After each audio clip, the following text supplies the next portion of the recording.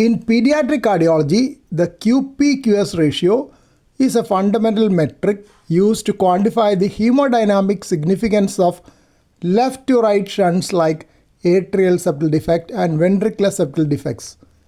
The ratio is defined as QP/QS is equal to pulmonary blood flow, that is QP, divided by systemic blood flow, that is QS. The calculation relies on the continuity equation, where flow equals the cross-sectional area of the vessel multiplied by the velocity time integral of blood flow through that vessel. Stroke volume is equal to area into VTI, that is pi r squared into VTI, where r is the diameter of the vessel. Modifying that equation, you get 0.785 into diameter squared into VTI.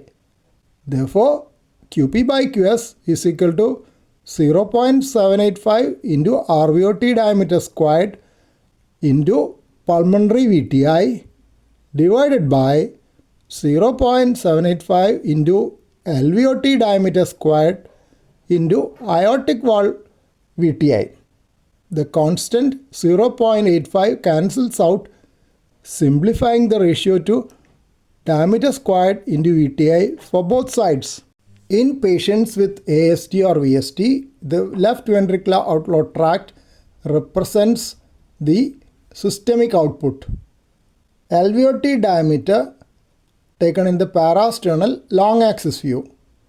Timing is mid-systole when the aortic valve is fully open.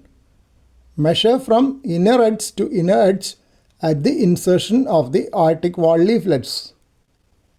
LVOT VTI, apical 5-chamber view, place the pulse Doppler sample volume approximately 0.5 to 1 cm proximal to the aortic valve.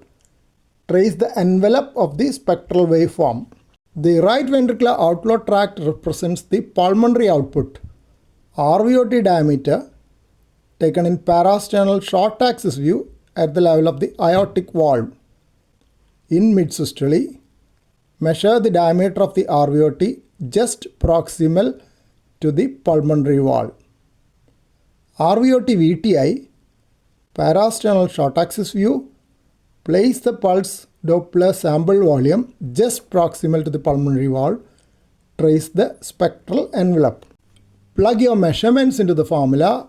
QP/QS is equal to RVOT diameter squared into RVOT VTI, the whole divided by LVOT diameter squared into LVOT VTI. And when the value is 1.0, it is normal physiology, there is no shunt. 1.0 to 1.5, small shunt, typically managed medically or observed.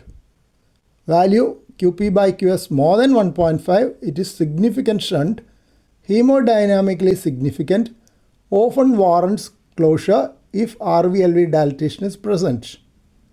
QP/QS more than 2.0, it's a large shunt, high risk for pulmonary hypertension, definitive intervention usually required.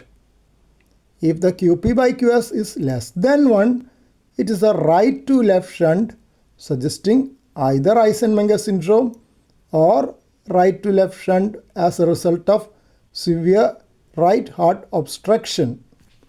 Because diameters are squared in the formula, even a 1 mm measurement error can significantly skew the final QP/QS ratio. Always take the average of 3 to 5 measurements. Ensure the Doppler sample volume is placed at exact position where the diameter was measured to maintain the validity of the continuity equation.